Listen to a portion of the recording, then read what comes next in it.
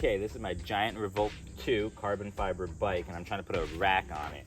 It doesn't come with eyelets for the normal mounting.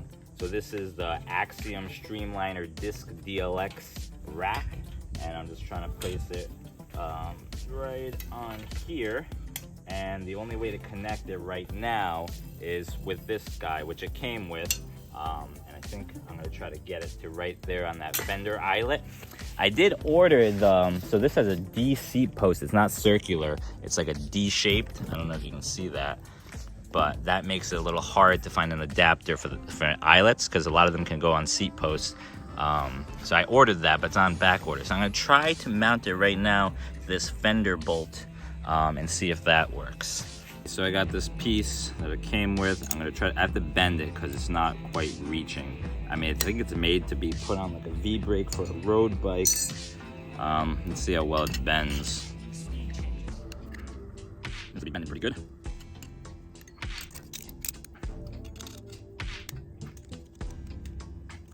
So now I gotta take this piece and try to bring it here.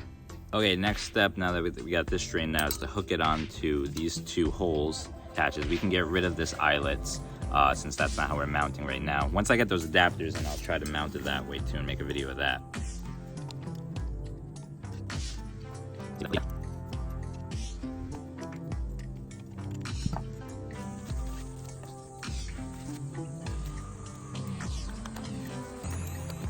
Let's get a better look at that hole. Threads in there. All right, so take a 5mm bolt. All right, next we gotta flip these guys.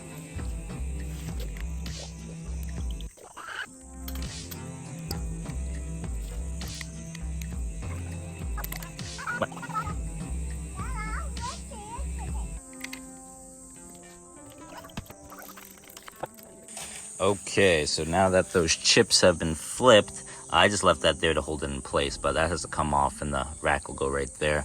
And then that's already installed, ready to be bolted. Okay, so I decided I'm actually gonna keep these in place so that it'll be over,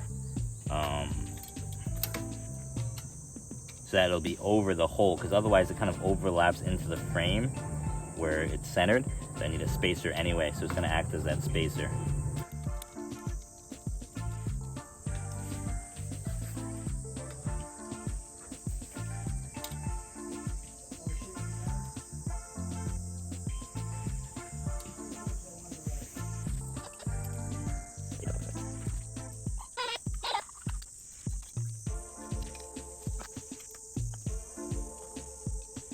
Well, as you can see, it does work. It's sturdy on there, but that slant I do not like. So I can either get, I have a second one of these I can attach. It didn't come with the kit, it only came with one.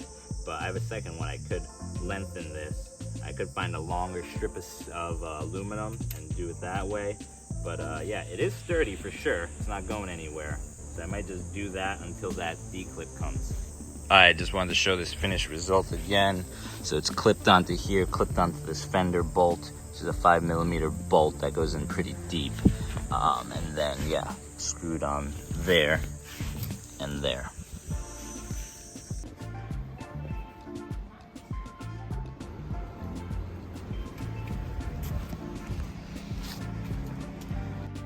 Okay, I was able to go to the home center and find a longer piece, so it's a little more straight now, which is what I prefer. And I actually found a pre-drilled piece, which actually worked pretty good. I would have liked it to have been maybe 1 inch longer. I did buy this other aluminum piece that I could have cut holes into and made work, but I don't know. This one seemed strong, and I just went with that.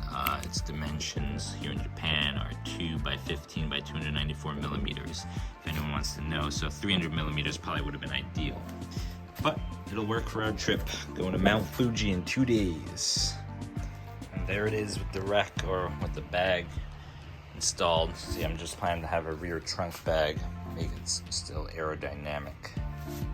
Well, hope you enjoyed the video, and I do plan to make another one for that seat post adapter rack mount. We also took an awesome trip around Mount Fuji, 300 miles, so definitely subscribe.